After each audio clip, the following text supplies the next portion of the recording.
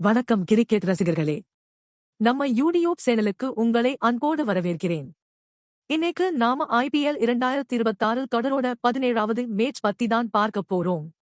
April 11ஆம் தேதி முல்லான்பூர் மைதானத்துல நடந்த இந்த மேட்ச்ல பஞ்சாப் கிங்ஸ் மற்றும் சன்ரைசர்ஸ் ஹைதராபாத் அணிகள் மோதுனாங்க.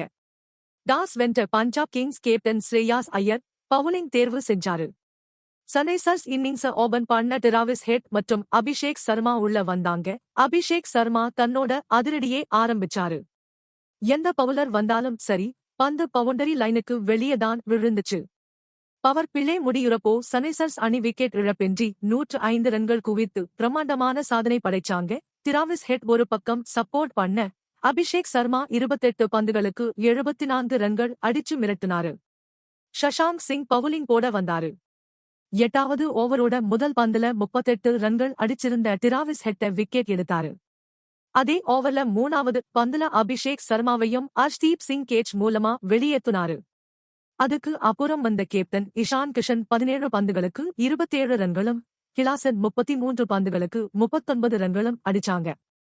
கடைசி ஓவர்கள அனிகேத் வர்மா 9 பந்துகளுக்கு 18 ரன்கள் அடிக்க, 20 ஓவர்கள் முடிவில் சன்ரைசர்ஸ் ஹைதராபாத் அணி 6 விக்கெட் இழப்பிற்கு 219 ரன்கள் எடுத்தாங்க.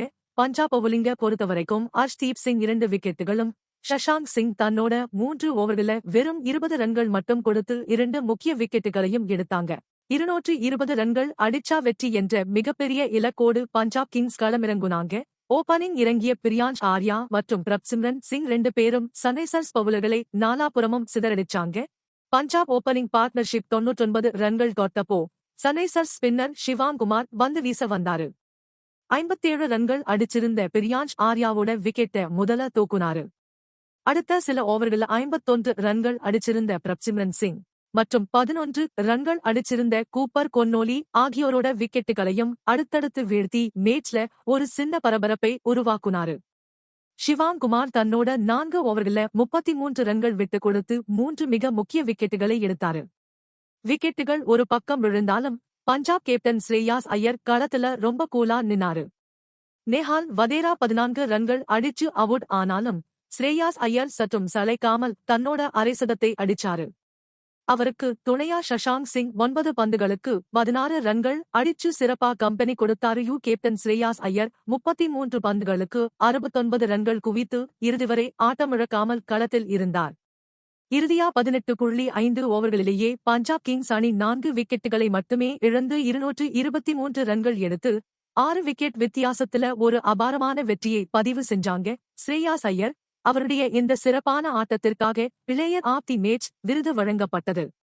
இந்த வெற்றியின் மூலமா பஞ்சாப் கிங்ஸ் அணி இந்த சீசன்ல தங்களது தோல்வியுறாத பயணத்தை தொடராங்க. புள்ளிப்பட்டியல்ல 7 புள்ளிகளோடு 2வது இடத்துல ரொம்ப ஸ்ட்ராங்கா இருக்காங்க.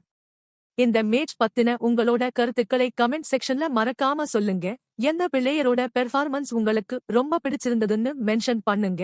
இதேபோல அடுத்தடுத்து நடக்க போற IPL போட்டிகளோட சுவாரஸ்யமான மேட்ச் ரிவ்யூஸ உடனுக்குடன் தெரிஞ்சுக்க நம்ம சேனலை சப்ஸ்கிரைப் பண்ணிக்கோங்க. மீண்டும் அடுத்த வீடியோவில் சந்திக்கிறேன். நன்றி.